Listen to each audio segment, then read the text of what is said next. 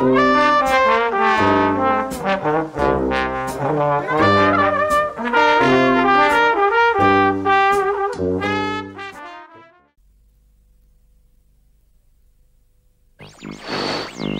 estos santos evangelios, desempeñar con lealtad y patriotismo el cargo de presidente de la nación y observar y hacer observar fielmente la Constitución de la nación argentina.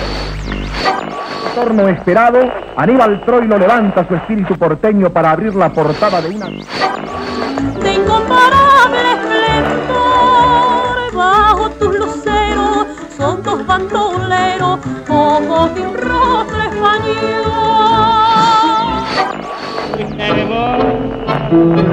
Yo con tus alas de rosa te vi volar mariposa y después ya el hijo del espartero lo quieren meter a fraile. Lo quieren meter a fraile y al hijo del espartero, ole, ole, ole, ole. Al hijo del espartero lo quieren meter a pobre ladrillo viejo junto a mí. Piloto no es a pomar, no es impermeable, le puedo hacer. Ahora enseñar al primero, desde su voz conquistar a la gran masa del pueblo, combatiendo al camino. Nunca más volvió, nunca más lo vi, nunca más su voz nombró mi nombre junto a mí. ¿Quién es usted? Soy chiquita. ¿Chiquita? Entonces, hoy es tu día franco. Soy el zorro solito, para mayores y pequeñitos. Soy el zorro, señoras, señores, terminadones, voy a empezar. Esta noche que hay baila en el gancho de la camilla, llámame de sobrepaso tan guiadito bailaré. Recuerda mi dulce amor junto al lago azul de Canarias, porque para siempre mi amor te espera, quédate ahí.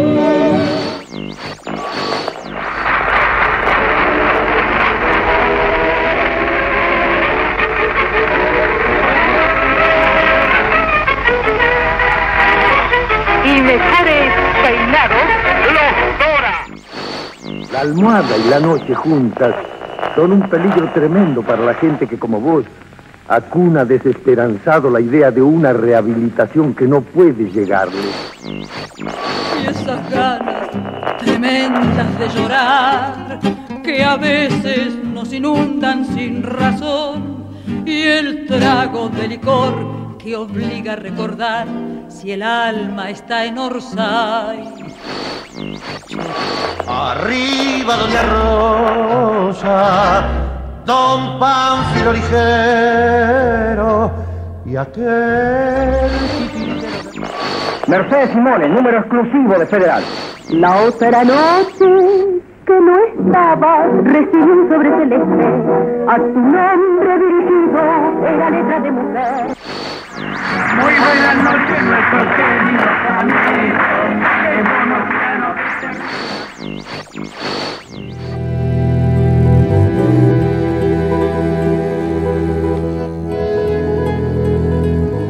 El 16 de junio de 1955, un grupo de pilotos en 40 aviones, en su mayoría de la escuadra aeronaval, bombardearon Plaza de Mayo y sus alrededores. Arrojaron 10 toneladas de bombas y ametrallaron calles y edificios, provocando cientos de víctimas, la mayoría trabajadores, niños y transeúntes comunes. Nunca se conocieron cifras precisas de víctimas. Las más exactas dicen de 400 muertos y más de 2.000 heridos, muchos de ellos mutilados y discapacitados permanentes. Los pilotos, al salir de sus bases, tenían una orden: maten a Perón. Es importante hacer una reflexión, que todos los argentinos hagamos una reflexión. Este fue el atentado terrorista más grande que se sufrió en Argentina, donde estuvieron de cómplices la Iglesia, todos los partidos políticos. No hubo ninguna condena por los muertos que quedaron ahí.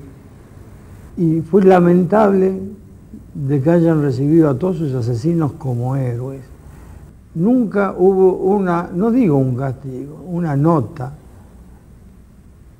espero que la hagan ustedes, una nota de quiénes fueron los que mataron. Nadie condenó los acontecimientos en que murieron tantos inocentes. Eso es tan doloroso.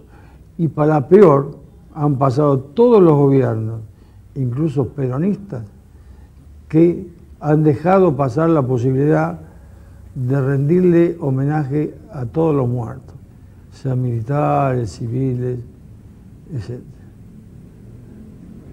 Esperemos que el pueblo tenga esa reivindicación que nunca ha tenido, porque mucho pueblo fue el que murió ahí. Yo soy hijo de migrantes. Mi mamá es croata, igual que yo. Poplauskas. Todos provenimos de un pueblo de Italia. No me fue mal en la vida. Es posible que yo haya arrancado a lo mejor con una plataforma un poco más arriba que otros. Mi mamá aprendió a leer y a escribir de grande. Mis padres eran españoles. Lituano, el apellido es lituano. Me escribe unas palabras en croata y me llama de una manera que no me llama nadie, o sea, solamente mi mamá conoce el término. Por tradición, en cada una de las generaciones nuestras hay un Leonardo. Entonces ahí creí que mi mamá estaba bien. Este tío fallecido era Leonardo III, yo soy Leonardo IV y vamos por Leonardo VII ya. Quedé yo sola de los Poplauskas. A mediados de la década del 50, el presidente Juan Domingo Perón enfrenta una serie de conflictos políticos derivados de un enfrentamiento de clase.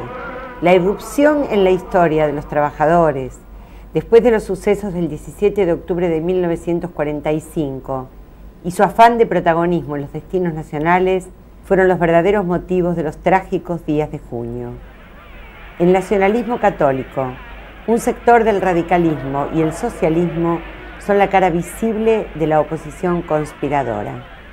A Perón se lo acusaba de tirano, antidemocrático y de estar rodeado de una corte de aduladores y burócratas. A pesar de no vivir ya la gloria de su primer gobierno, la Argentina gozaba de un estándar de vida nivelado con los países más desarrollados de Occidente. El 48% de la renta general de la nación era repartida en la clase trabajadora. La salud y la educación estaban garantizados por el Estado. Las industrias culturales tales como el cine, el teatro y la música popular eran de consumo masivo. Nos autoabastecíamos de energía, fabricábamos autos y camiones. El gas, el petróleo, los ferrocarriles, la marina mercante, el correo y las aerolíneas eran del Estado argentino. La división social era evidente y muy clara. Peronistas y antiperonistas. Me sentía responsable. ¿Qué le digo a los padres? Porque yo tenía contacto con los padres de ellos. Una vez vino una madre, la madre de arriba, y me dijo, usted es inteligente. ¿Cómo una persona inteligente puede ser peronista? Era de clase alta. Ese día estrenaba un sobre todo nuevo que había comprado en los 49 auténticos. Iba orgulloso con mi sobre todo, tomé el trolebús en la esquina y llegué al ministerio. Subimos, casi siempre hacíamos bromas con el ascensorista porque eran gemelos los ascensoristas y nunca supimos quién era uno y quién era el otro. Llegamos a la oficina, nos acomodamos y empezamos nuestra tarea de todos los días. Era un día frío, gris. Y al llegar al ministerio estábamos un poco alborotados todos los compañeros, que éramos muchos, éramos más de 40 en esa oficina tan grande. Estábamos alborotados esperando de que íbamos a ver los aviones que iban a hacer el desagravio a la bandera que habían quemado, no sé si unos ciudadanos americanos, ingleses, no recuerdo bien. y mirábamos atentos al Río de la Plata, que la ventana nuestra daban a ese lado. Fue uno de esos episodios que me quedaron marcados de por vida, por lo cual mi recuerdo aparece muy reciente. Podría relatar los hechos como si hubieran ocurrido hace apenas un mes, y sin embargo pasaron 50 años. Yo era teniente coronel y prestaba servicios en la Dirección General de Estadística Militar. Yo era estudiante y en la Escuela Industrial Otto Kraus, en la avenida Paseo Colón. Bueno, casualmente habíamos ido con mi madre a hacer unos trámites al Ministerio de Trabajo y al regreso veníamos caminando por la acera de Paseo Colón, vimos descender un helicóptero en el Ministerio del Interior. Tenía 5 años cuando falleció mi papá en la Revolución del 55. El general me dice, lleve este expediente secreto, entréguelo al ministerio. Ya por radio se escuchaba que la situación no estaba muy buena en el país. Había murmullos y rumores de que la situación política se estaba comprometiendo. No sé a quién de los que íbamos caminando se le ocurrió que tiraban flores sobre la tumba de San Martín. Y cuando estábamos cruzando vimos los aviones y yo a los 15 años le hago un comentario a mi mamá, digo, mamá, mira los aviones lo que tiran. Bueno, con gran sorpresa y susto nuestro, cuando las flores llegaron al piso, explotaron. Mi mamá simplemente dijo bombas. Y cuando llego al ministerio había en la puerta un grupo de personas que comentaban en voz alta que había algo importante y que no se podía entrar. Y alguien me dijo, se sublevó la Marina. Y yo seguí caminando, fui hasta el Banco de la Nación que está en Plaza de Mayo, porque tenía ahí una caja de ahorro, no había nada, y me fui caminando por Leandro Alén hacia la calle, hacia Corrientes para tomar el subterráneo, porque yo tomaba el subterráneo para irme a casa.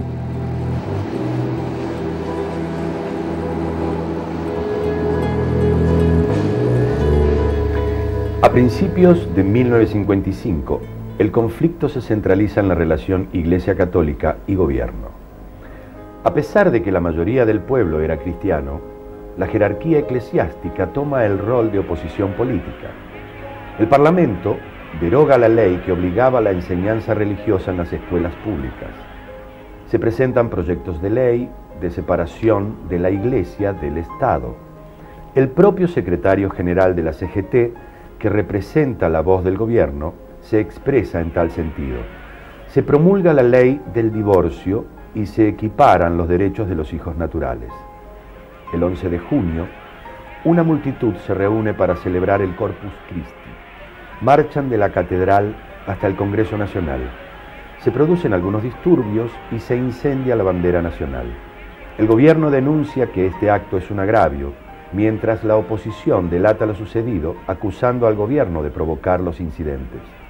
La oposición, a pleno, marchan juntos tras la consigna «Cristo vence».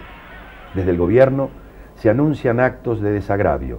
Una escuadrilla de aviones Gloster Meteor sobrevolarían la Plaza de Mayo a modo de saludo a la memoria del general San Martín.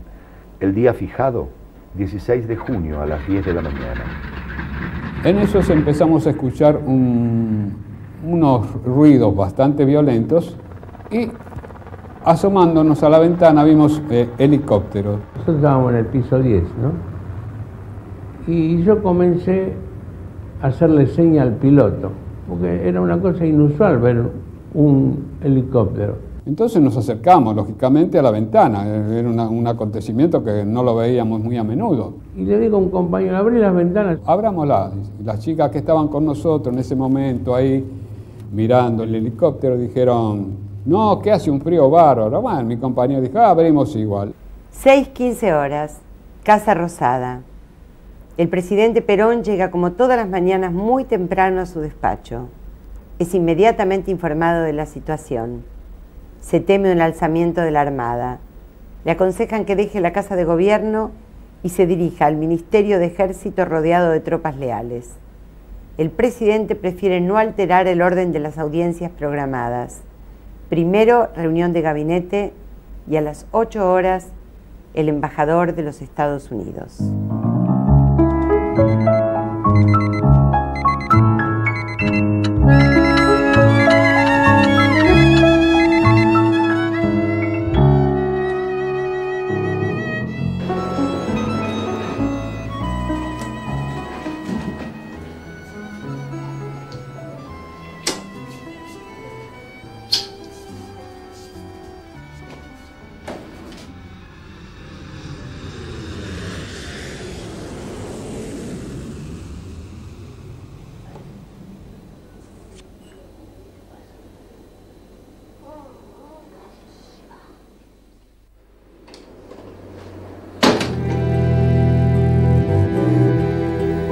La sublevación en ciernes estaba inspirada por sectores de la oficialidad, fundamentalmente de la Fuerza Aeronaval y el mismo ministro de Marina, Aníbal Olivieri.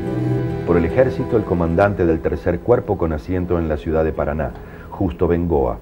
El jefe de sanidad, el general Pedro Eugenio Aramburu. Sectores de la aeronáutica y civiles, en su mayoría jóvenes de militancia católica. Por los partidos tradicionales se destacaban Américo Ghioldi, del Partido Socialista, Miguel Ángel Zavala Ortiz, del sector unionista de la UCR, Adolfo Bicchi, Partido Demócrata, y los dirigentes nacionalistas Luis María de Pablo Pardo y Mario Amadeo, como algunos dirigentes del Partido Comunista.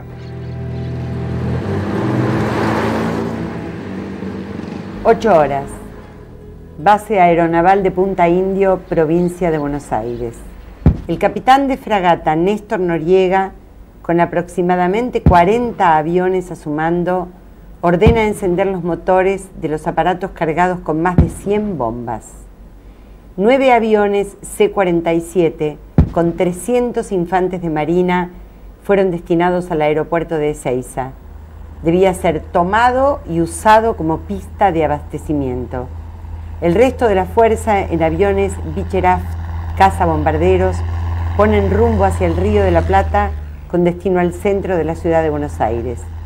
Muchos de los aviones tenían una inscripción en su fuselaje: Cristo vence. 8:30 horas. El batallón de infantería de Marina número 4 con 300 hombres copa las instalaciones del Ministerio de Marina en Cangallo y Avenida Madero, al mando del capitán de fragata Juan Carlos Argerich junto al dirigente nacionalista Luis María de Pablo Pardo. El ministro de Marina, Aníbal Olivieri, se encuentra internado en el Hospital Naval, acusando una dolencia cardíaca. Junto a él están sus secretarios Emilio Macera y Horacio Mayorga. 9 horas. Comandos civiles se reúnen en distintos puntos de la ciudad y se dirigen, armados, al centro. Se desplegarían en las azoteas de las adyacencias de Plaza de Mayo como francotiradores algunos y otros dispuestos a tomar la Casa de Gobierno una vez producido el bombardeo. En la Facultad de Derecho se distribuyen armas entre estudiantes y abogados recién recibidos. Los bares de la Avenida Santa Fe son improvisados lugares de encuentro. Desde ahí saldrían para tomar las radios y los edificios públicos.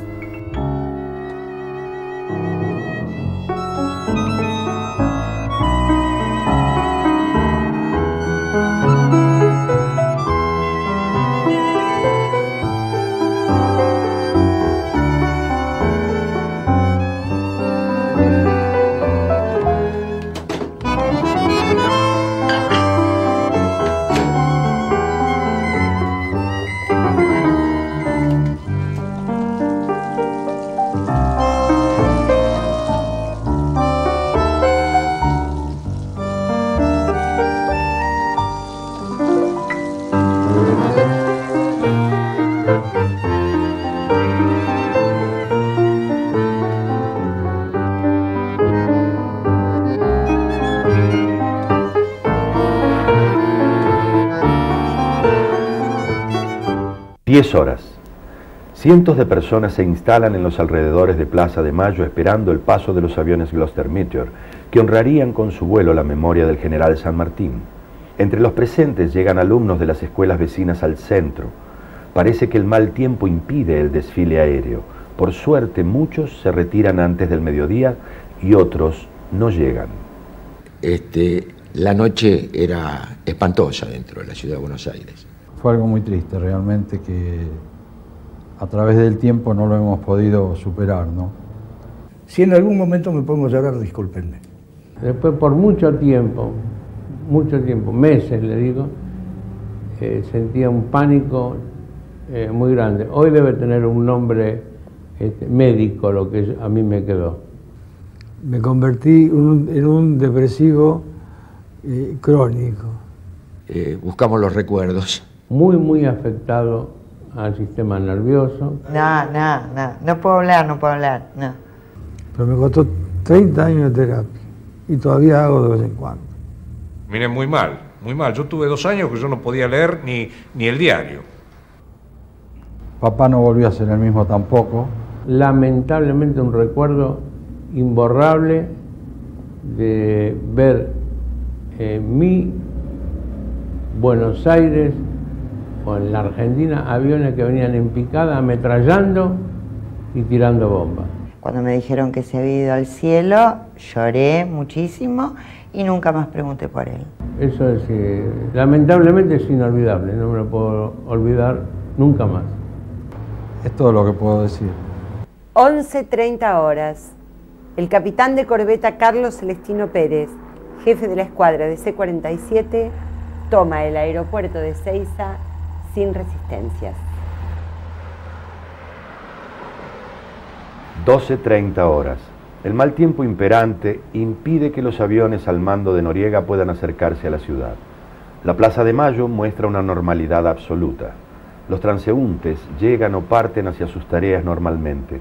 Nadie presuponía que minutos después el orden y la paz serían vulnerados.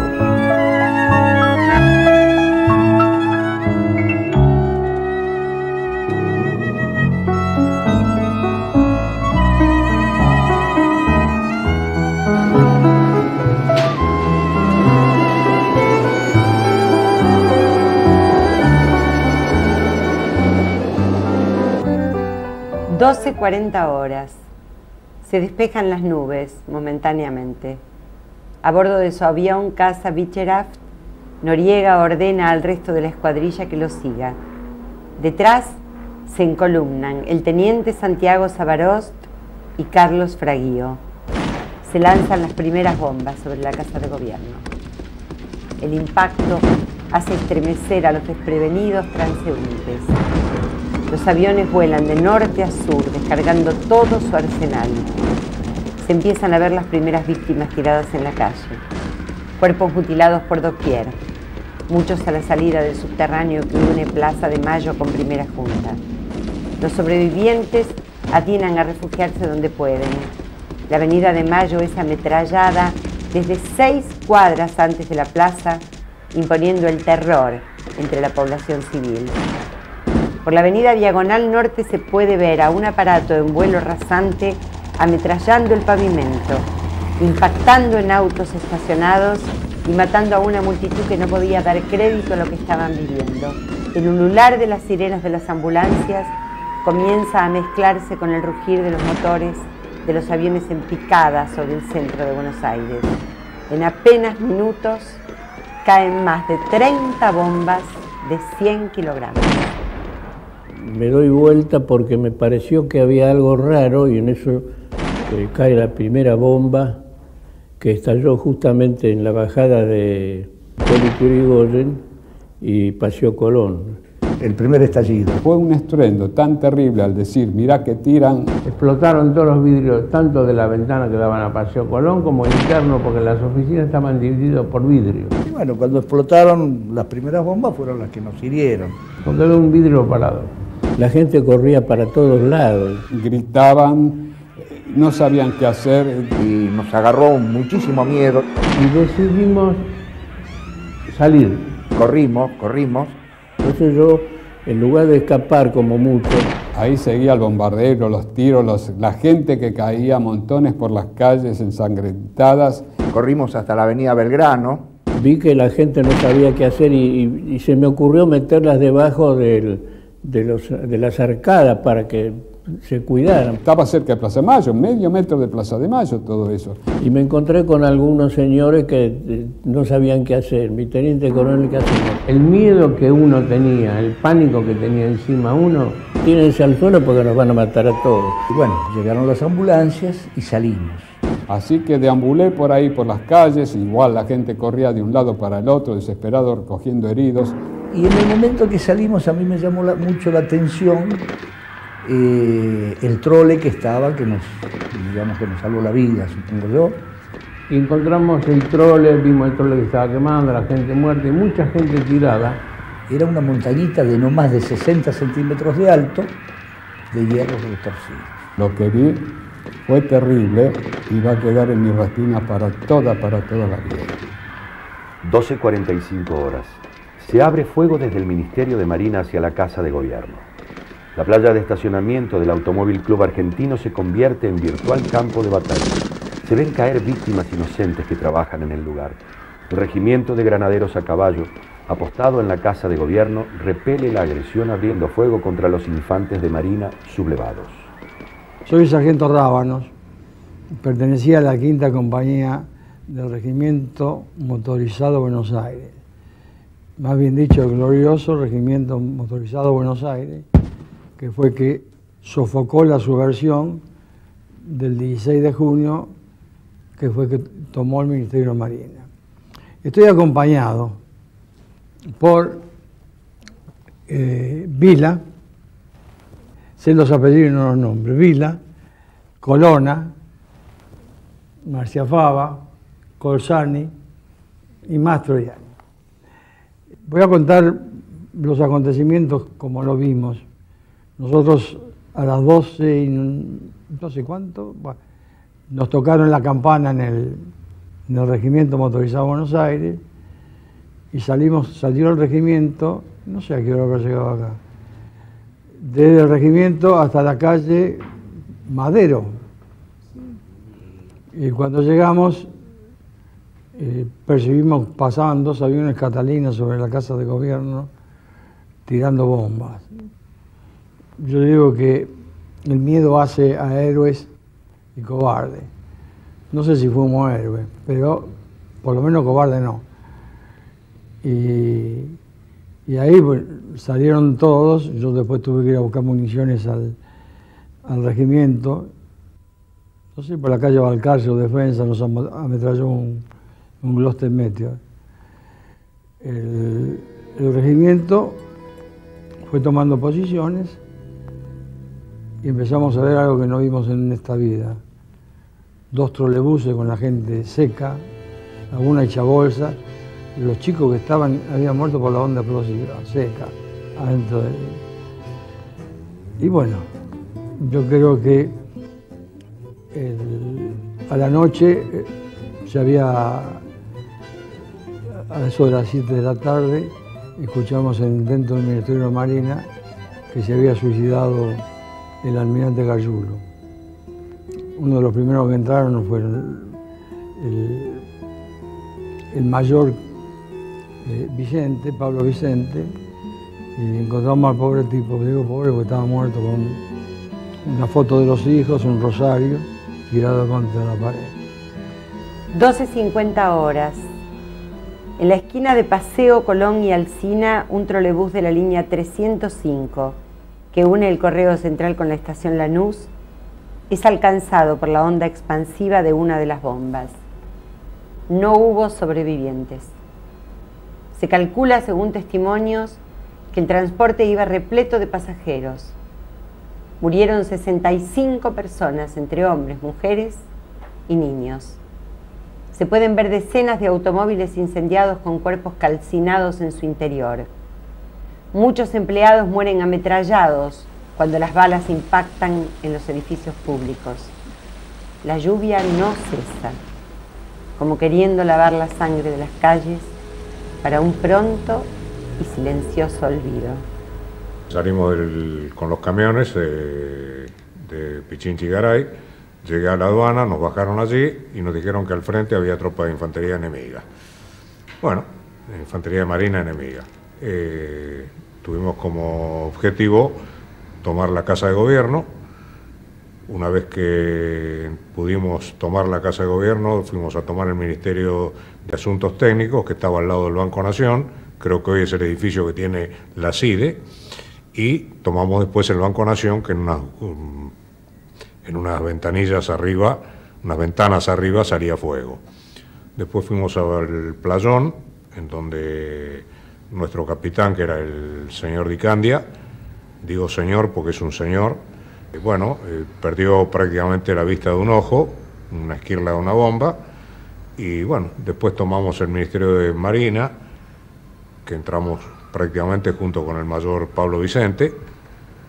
Bueno, después, una vez que se tomó todo eso, después vino el traslado del personal de allí a la penitenciaría. A mí me tocó con el subteniente Ríos llevar al contraalmirante Aníbal Olivieri, lo dejamos ahí en la penitenciaría y ahí pidió al subteniente Ríos que le pidiera a su familia un pijama y un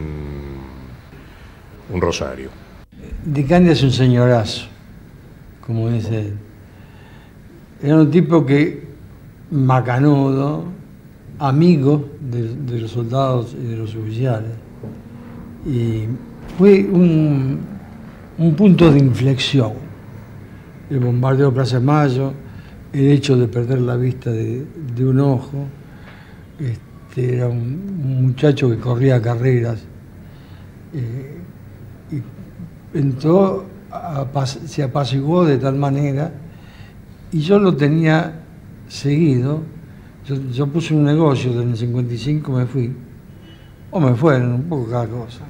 Él sabía que todos los que habíamos estado en el motorizado Buenos Aires estábamos complotando para hacer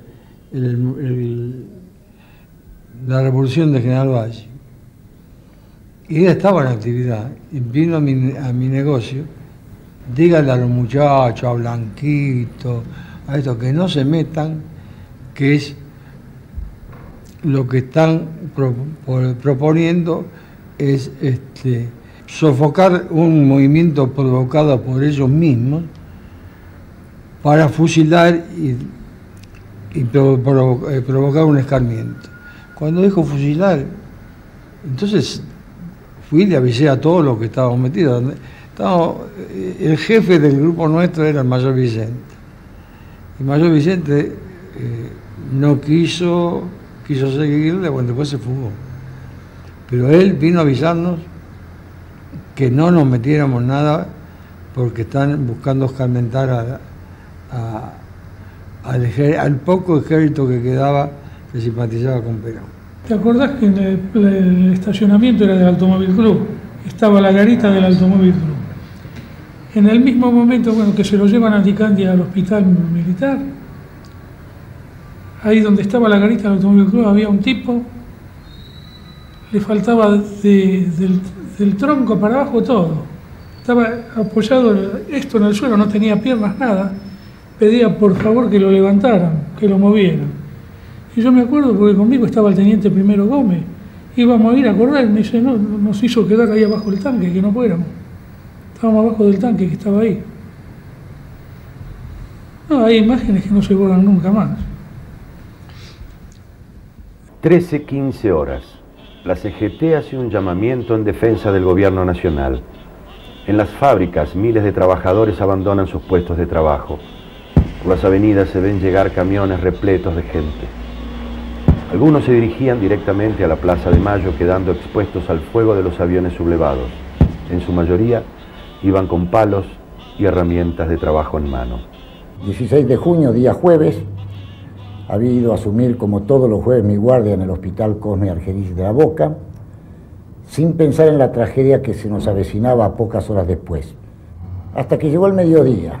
En ese mediodía recuerdo que llegó un chico con una ruptura de vaso. Fueron al cuarto piso donde estaba la sala de cirugía a proceder a operar de urgencia a este chico. Y el resto de los compañeros de guardia, que en ese tiempo se llamaban los perros porque eran los que recién ingresaban a la guardia, habían ido a almorzar. Cuando de pronto ingresa un carro policial con un agente desorbitado trayendo un enfermo. Como era habitual, le pregunto en ese momento a gente qué pasa, un accidente de tránsito. Me dice, doctor, están bombardeando Plaza de Mayo.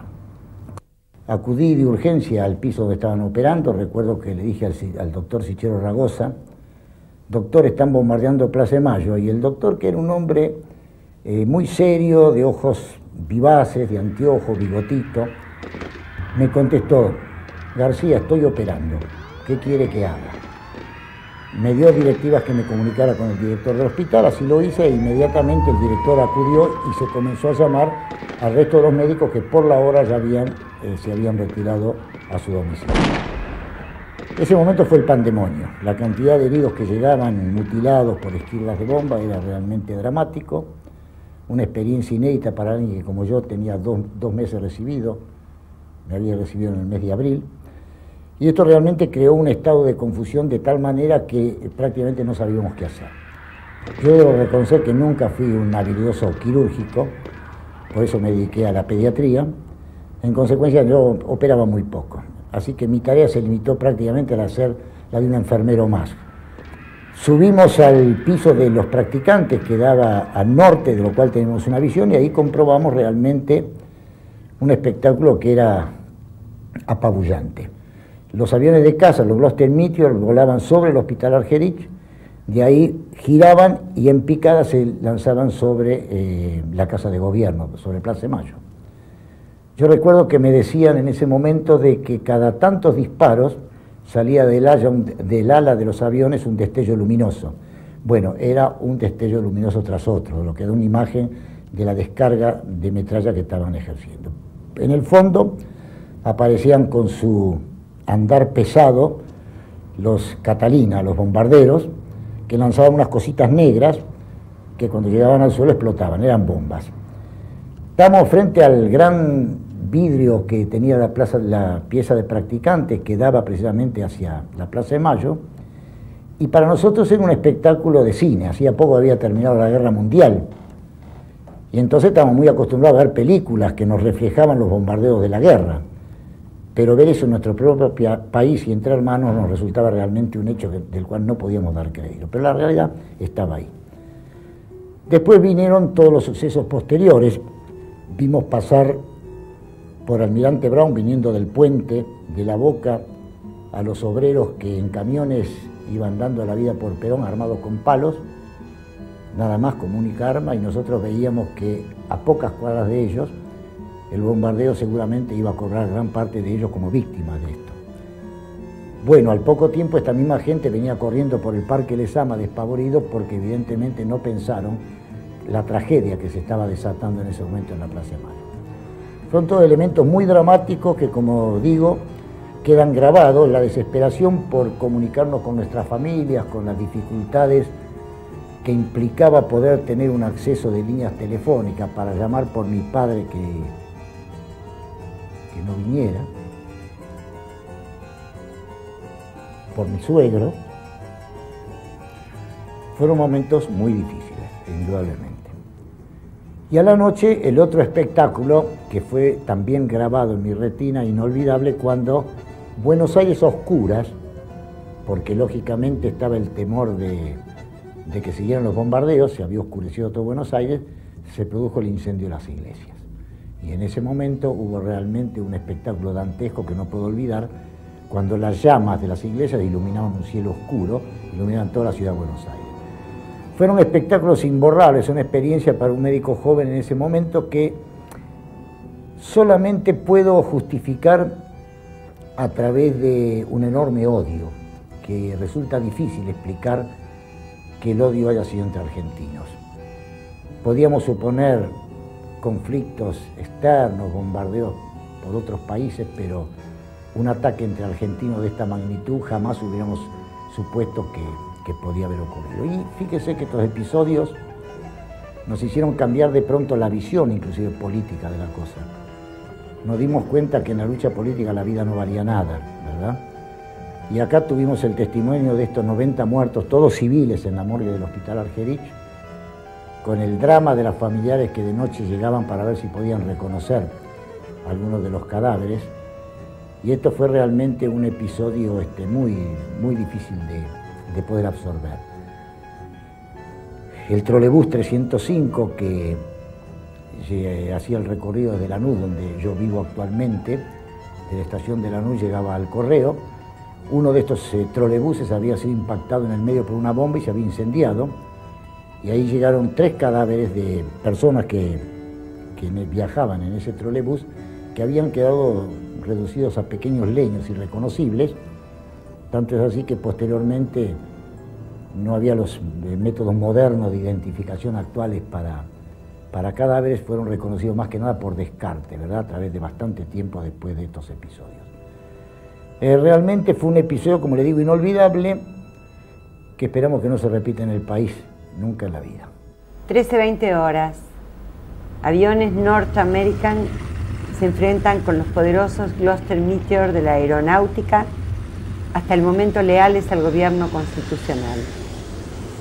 Uno de los aviones navales es alcanzado por el fuego de los Gloster, cayendo al Río de la Plata.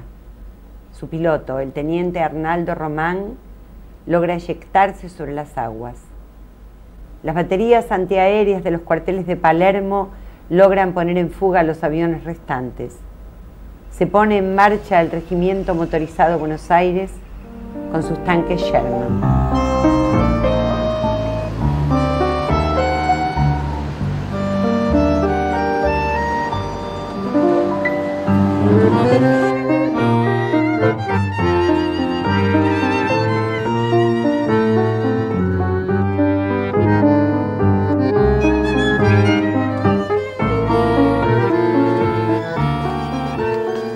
...13:30 horas. 4 aviones Gloster Meteor, leales al gobierno, bombardean los hangares de Ezeiza, destruyendo un C-47 al mando del capitán Enrique García Mansilla. El avión se incendió en la pista, impidiendo el decolaje de otros allí apostados. Cada uno vivimos una historia distinta en ese momento. A mí inclusive me habían dado por muerto porque estaba desaparecido. Yo con un cabo del regimiento y otro soldado más, Jiménez. Esa noche nos daban por muertos porque no sé por dónde estuvimos, perdidos. Yo tenía en ese momento a cargo, por ser furriel motorista y como no tenía mucho movimiento, un camión semioruga. En el camión semioruga generalmente trae una base para implementar, poner una ametralladora antiaérea. El sargento Rábano, inclusive, que hizo la historia, dice, faltaba Marcia Fava y faltaba Jiménez. Están muertos. Y aparecimos, gracias a Dios, y hoy la podemos estar contando, ¿no? Me encontré con un muchacho amigo mío, vecino, que trabajaba en la Fundación Eva Perón con una ambulancia. Entonces yo le dije, mira, no le digas nada a mi papá porque si no se va a asustar. Y él lo primero que hizo cuando llegó a la casa, le avisó a mi papá que me había visto ahí. Entonces mi papá, desesperado, pensando que me habían matado, le estuvo buscando 2 días y pico. Pero claro, como había problemas hasta que no se pasó lista en los hospitales, los heridos, los muertos, los desaparecidos, entonces no supieron noticias mías. Mientras se avanzaba sobre el Ministerio de Marina, piden que el camión semioruga se haga presente para montar la antiaérea e ir adelante del ministerio. Lamentablemente, con todo el lío que había, como anécdota risueña, es que me olvidé el camión en el regimiento. Nos fuimos hasta el Ministerio de Ejército y fuimos al piso 3 y ahí estaba el señor ministro y estaba el presidente. Y entonces el general Perón se dijo, yo voy a hablar al pueblo, y se sentó ahí, todos generales y yo teniente coronel. Y de pronto, ya oscurecía, apareció un avión extraño que no se sabe de dónde venía y le tiraron con munición luminosa perforante. Y por delante de la ventana pasó una ráfaga de ametralladora luminosa. Fue un desparramo, ¿no es cierto? No se concientizó a la gente de lo que había sucedido. Entonces uno puede contar una anécdota en la casa de que estaba haciendo la conscripción, de lo que pasó, una anécdota más bien de tipo risueña, sin ver que quizá el objetivo de lo que uno quisiera contar fue el sufrimiento que tuvo, ¿no? Si los hijos nuestros hubieran leído, hubieran visto, se les hubiera informado de lo que sucedió, iba a quedar como anécdota en el caso mío que me olvidé un camión, pero nunca lo que pasó. Todavía no te sanciones, Boris. 13:50 horas. Los subversivos bombardean la residencia presidencial de Agüero y Libertador. El accionar llega hasta la esquina de Las Heras y Pueyrredón. Caen 2 bombas, matando a 3 personas. Un policía de nombre Enrique Gil y un estudiante de 15 años y una mucama de 20 no identificados. Los cuerpos son llevados al Hospital Rivadavia. Mi madre tuvo una herida en la pierna derecha, detrás de la rodilla, en la parte superior. Parecía que habían tirado sangre con balde o con manguera. Gritos alucinantes por todos lados. Y llegaba hasta el medio de la pierna, de 20 centímetros por lo menos, abierto totalmente. todo el mundo estaba herido, incluido yo estaba herido también. De un boquete bastante importante, que una camiseta de un chico de 15 años, de interlock, de manga larga, entró completa en el boquete. Había personas muriéndose. Le hice un tapón en la herida, lo vendé con una camisa y con la corbata y el cinturón le hice el torniquete. 14:30 horas. Un sector de la aeronáutica hasta el momento leal al gobierno se sublevaba al mando del comandante Agustín de la Vega. Varios Gloster Meteor se pasan al bando rebelde, entre ellos los pilotos Carlos Carus, Orlando Arrechea, Mauro Saita, Eduardo Correa y Jorge Mones Ruiz. Había personas que habían perdido las piernas. Yo realmente pensaba que si se salvaba, sobrevivía, la pierna no se salvaba. El gordo Fasanero. Dijo que regresaba para almorzar. Lo levantó en el aire y lo hizo pasar por arriba de un coche, pero lo levantó como si fuera un papel. Un espectáculo que no se puede describir. Después de 3 días lo encontraron en el cuerpo destrozado en el hospital de clínicas. Después de eso, arrastrándola un poco, porque ya que era pesada mi mamá, la llevé hasta la escalinata del Ministerio de Hacienda y ahí estuvimos una media hora, no pudo precisar el momento, el tiempo, abrieron las puertas del ministerio y nos fuimos adentro, ayudados por otra gente que nos ayudó a transportar a mi mamá. 14:50 horas. Se produce el segundo bombardeo a la Plaza de Mayo. Mones Ruiz, al mando de un Gloster Meteor, recibe órdenes del capitán Noriega. Encabeza una escuadrilla que ataca perpendicularmente al Río de la Plata a lo largo de la Avenida de Mayo, ametrallando desde la Plaza Lorea hasta la misma Plaza de Mayo.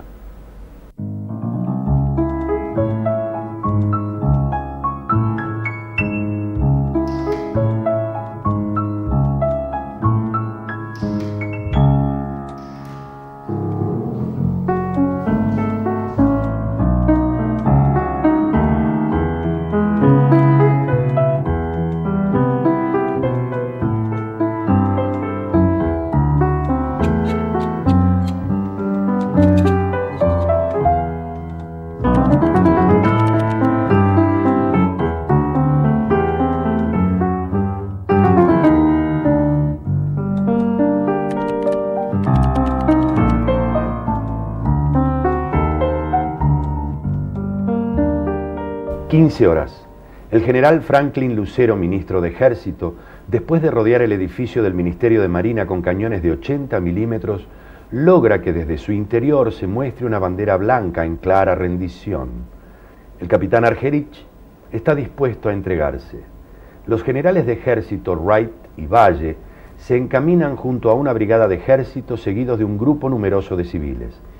De pronto se vuelven a escuchar nuevos bombardeos a la Casa de Gobierno, acción que hace que se repliegue la bandera blanca y abran fuego contra los que iban a tomar el edificio. En la escaramuza caen numerosos heridos y varios muertos, en su mayoría civiles desarmados. El papá de mi papá, mi abuelo, a los 6 meses falleció después de la muerte de su hijo porque no lo pudo sobrellevar. Yo eso no lo viví, sé que a mí me llevaron a otra casa, sé que para mi madre fue toda una pesadilla y bueno, fueron entre familiares y amigos buscando de hospital en hospital a ver si podían encontrarlo, con la esperanza de encontrarlo con vida, ¿no? Por supuesto. Sí, con mi abuela sí hablaba de mi padre, pero bueno, no de su muerte ni de esto lo que hablaba. Mi abuela me contaba cosas, pero ella lo sobrellevó bastante bien. A pesar de que, bueno, los dos habían pasado una guerra, tanto mi abuela y mi abuelo, pero bueno, ella fue fuerte, demasiado fuerte. Pero no sé, con muchos detalles, no lo sé. Mamá no quedó muy bien, volvió a casarse, pero bueno, pienso que el amor de su vida siempre fue mi padre. Y también falleció muy joven mi mamá. A los 50 años falleció. Y no tengo a quién preguntarle por mi papá. 15 horas. Bombardean a discreción el centro de Buenos Aires. A la Casa de Gobierno se le suman el Ministerio de Ejército, el Ministerio de Hacienda, el Banco Hipotecario, el Departamento Central de la Policía Federal y la sede de la Confederación General del Trabajo. Por a raíz de eso después me retiraron, porque cuando cayó Perón salieron fotografías en diarios, sobre todo en el diario inglés, ¿no? Norteamericano, no sé, y estoy fotografiado escondido detrás de una de las columnas del paseo de ahí de la calle Leandro Alén, mirando y tratando de que no maten a algunos tipos. Yo los tiré y los puse por el suelo, etcétera, etcétera, y abajo decía: oficial del ejército con civiles armados combatiendo contra los rebeldes del Ministerio Marino. Y fue bueno, cuando cayó Perón, esa fotografía, así que estuvo combatiendo contra nosotros. Y no es así. En la fotografía se ve que en vez de combatir nos estaban tirando, ¿no es así? Y no teníamos armas. ¿Cómo podemos combatir sin armas? Pero no hubo nada que hacer. Me retiraron nomás. Me retiraron por eso. 15:45 horas. A pesar del tremendo sacudón que significó bombardear Buenos Aires, los sediciosos no logran poner a todas las Fuerzas Armadas de su lado. En comunicación radial, el capitán Noriega sugiere a sus compañeros dar por terminada la sublevación y huir a Montevideo. 16 horas. En la avenida General Paz, el pueblo, en la calle, detiene el transporte público y hace bajar al pasaje, interrumpiendo la circulación para el desplazamiento de las tropas sublevadas. Enterados de esos acontecimientos, los sediciosos bombardean el gasómetro de Avenida General Paz y Avenida de los Constituyentes.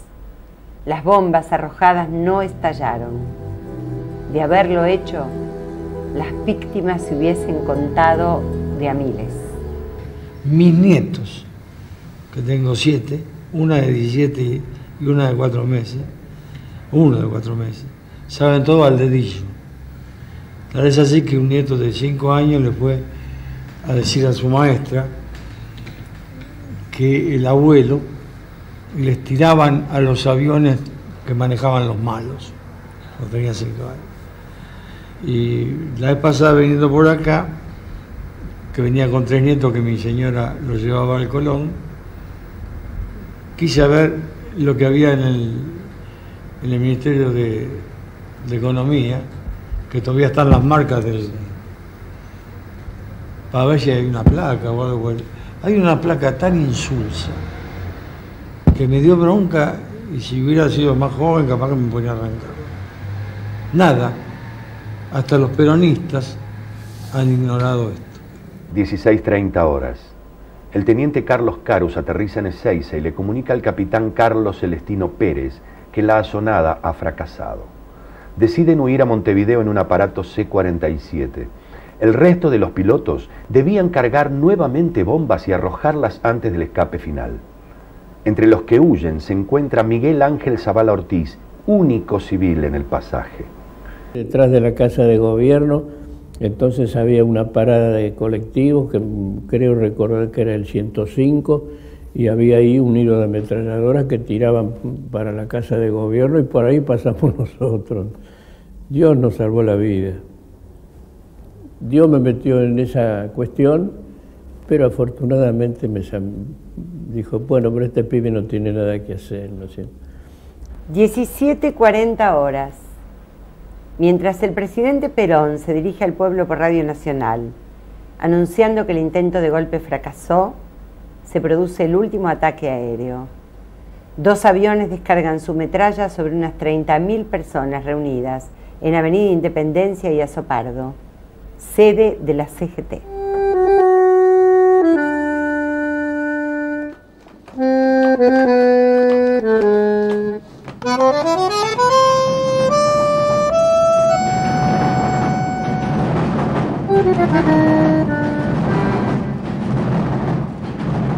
(17:40 hora de Roma). En la vidriera del Osservatore Romano, el diario del Vaticano, un empleado arma la cartelera de exhibición de noticias internacionales. En una de ellas se puede leer la Iglesia Católica excomulgó al presidente argentino Juan Perón. Cuando se daba a conocer esta noticia, en Buenos Aires eran las 12:40, momento en que comenzaba el bombardeo sobre la ciudad. 17:45 horas. Se produce la capitulación de los sublevados. Se entregan los contraalmirantes Toranzo Calderón, Olivieri y Gargiulo. Este último se suicida de un tiro en la cabeza. Los generales Sosa Molina y Juan José Valle se hacen cargo de la situación. La sedición ha terminado. Una multitud se encuentra en los alrededores del Ministerio de Marina con el propósito de hacer justicia por sus propias manos. El ejército debe rodear el edificio para impedir disturbios.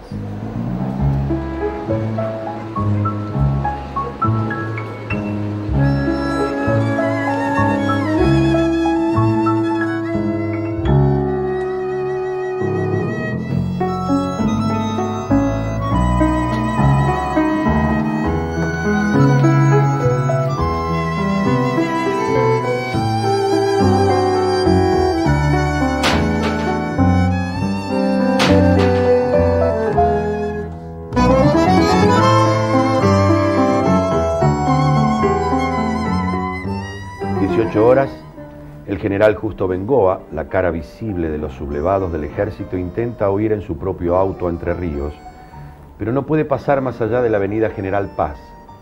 Cuando se presenta ante el general Lucero, le dice que él no está al frente de ninguna revuelta, dándole su palabra de honor de soldado y general de la nación.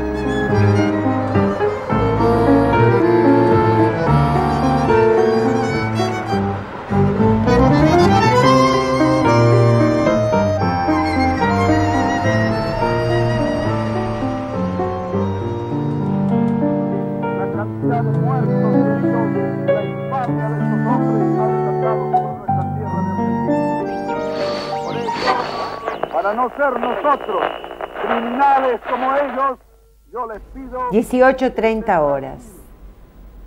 Llegan al Uruguay 122 oficiales en 39 aviones. Al arribar, son recibidos por el joven capitán Guillermo Suárez Mason. Los jefes de las escuadrillas al día siguiente fueron recibidos por el presidente del Uruguay, Luis Batlle Berres. Alta en el cielo, un águila guerrera, audaz eleva en vuelo triunfal, azul un ala, el color del cielo, azul un ala, del color del mar, así en el alta, aurora irradial, punta de flecha, el áureo rojo imita, forma estela, el purpurado cuello, el ala es paño, el águila es bandera, es la bandera de la patria mía, del sol nacida que me ha dado Dios. Es la bandera de la patria mía, del sol nacida que me ha dado Dios.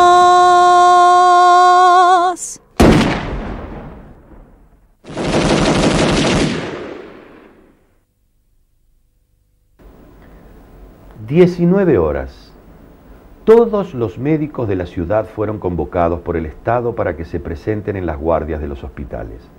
De la asistencia pública de la calle Esmeralda y Rivadavia se derivan cientos de heridos a los nosocomios de mayor complejidad. A estas horas se suministran las primeras nóminas de muertos. Suman 172. Entre estos, 23 NN. Los hospitales afectados son el Argerich, Rawson, Clínicas, Alemán, Fernández, Ramos Mejía, Álvarez, Durán, pirovano, Rivadavia, italiano y español. Yo recuerdo de que llegó la hermana de Borlenghi, que había sido ministro del general Juan Domingo Perón. La hermana de Borlenghi llegó con una herida profundísima producida por una esquirla de bomba, le había amputado la pierna izquierda y parte de la cadera. Fue llevada al quirófano con urgencia, pero no se llegó a tiempo. En un shock por la enorme lesión que tenía, falleció antes de poder ser operada. Gente con la mano destrozada. Vimos otro, cuando entramos al ministerio se ve que habían entrado a varios heridos, uno totalmente abierto, destripado con las tripas al aire, diciendo, Yo veía eso y realmente decía, bueno, lo de mi mamá no es tan grave. Recuerdo que un hombre de mediana edad, y esto lo tengo presente porque lo atendí yo cuando llegó a la guardia, vino corriendo desde Plaza de Mayo hasta el hospital. Cuando le pregunto qué le pasaba, me mostró el pie. Tenía una herida de bala de ametralladora de un avión que le había perforado totalmente el pie. Había penetrado por el dorso y había salido por la planta. Pero este hombre,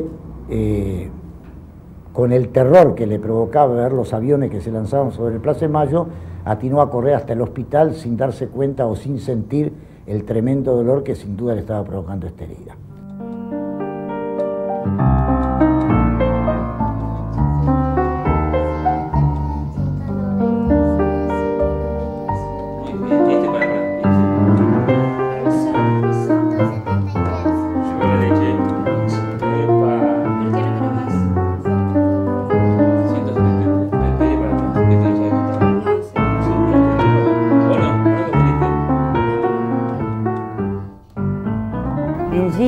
Camionetas del ejército, los familiares recorren los hospitales en busca de sus seres queridos.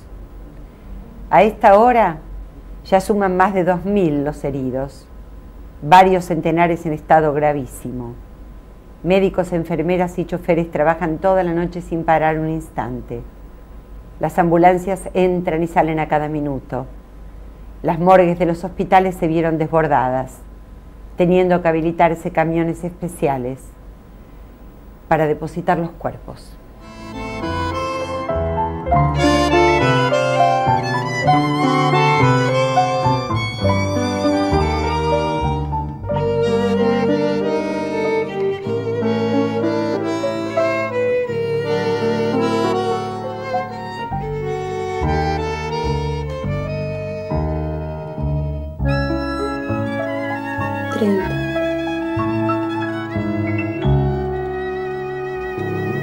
Sí.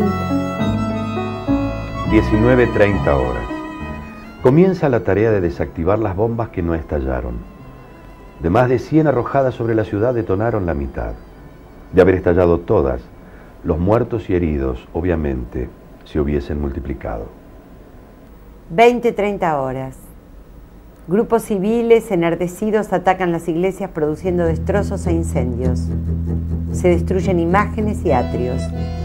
La ira y la violencia se apodera de mucha gente que vio superada su propia fe al ver que en nombre de Cristo se pudiera bombardear una población civil indefensa. Las iglesias atacadas fueron San Nicolás de Bari, Nuestra Señora de la Victoria, San Francisco, San Juan Bautista, San Miguel, Santo Domingo, La Piedad, San Ignacio, San Roque, de la Merced, del Socorro, la Catedral y la Curia Metropolitana.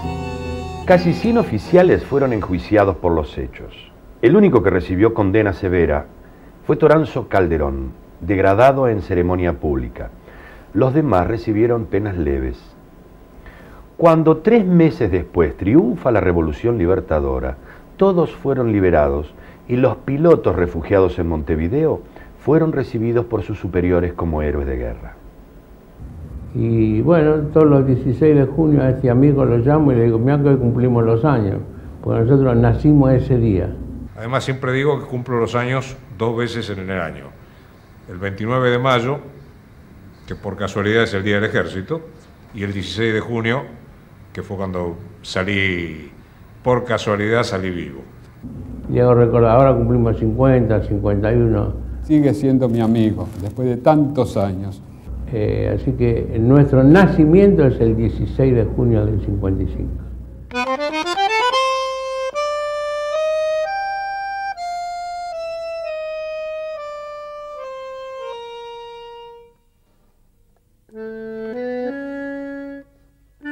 Vamos a cantar el himno nacional, recordando a los mártires que cayeron el 16 de junio.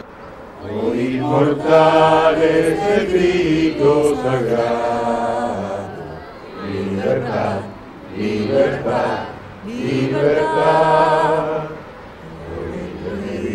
Hoy rotas cadenas, desde el trono a la noble igualdad.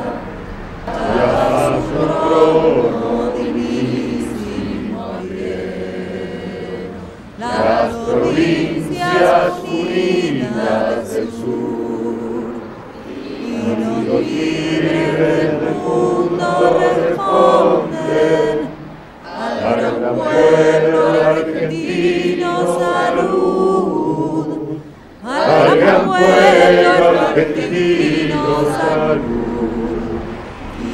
Los libres del mundo responden al gran pueblo argentino salud. Y los libres del mundo responden al gran pueblo argentino salud. Sean eternos los laureles que supimos conseguir, que supimos conseguir, coronados de gloria y paz. Oh, juremos con gloria a morir, oh, juremos con gloria a morir, oh, juremos con gloria a morir.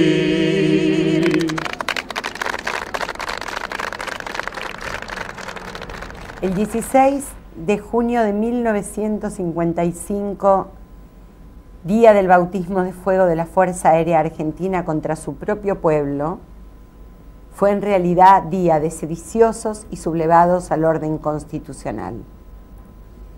Las bombas que masacraron hombres, mujeres y niños estaban destinadas a matar un proyecto de nación que no podían tolerar. Fue también el día en que el pueblo puso el pecho a las balas junto a los soldados leales al gobierno popular.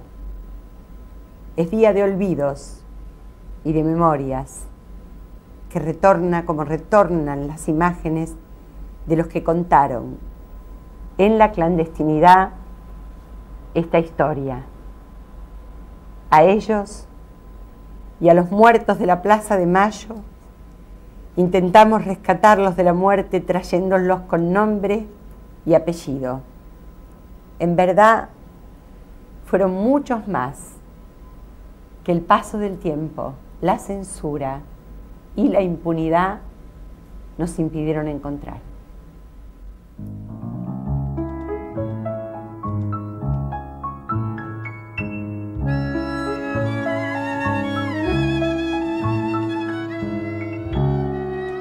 Eran sueños laburantes,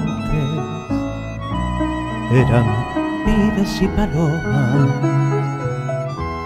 eran viejos estudiantes, eran giros y madonas, y se quebraron los cielos, y la lluvia fue metralla. Se callaron los mortales, las historias, las palabras. Eran bardos jubilados y sabiondos y suicidas. Era el mejor del colegio, era el botón de la esquina.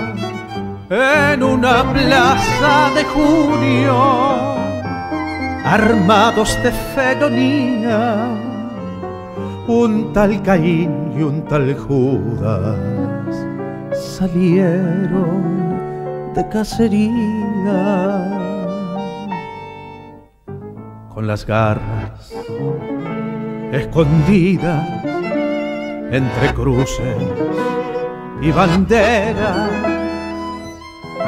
Era una muerte cobarde, era una muerte extranjera, con color de culta Europa y olor a barras y estrellas.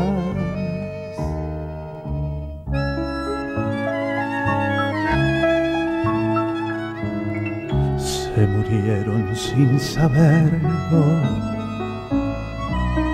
los mataron sin motivo y los mataron 2 veces al sepultarlos de olvido. No les dejaron ni un rezo, ni un ramito de poesía. No los recuerdan leyendas, no les cantan letanías. Y los pájaros rapaces celebraron su epopeya como festeja un canalla, alardeando su vileza, y corrieron a ocultarse entre vaquitas ajenas.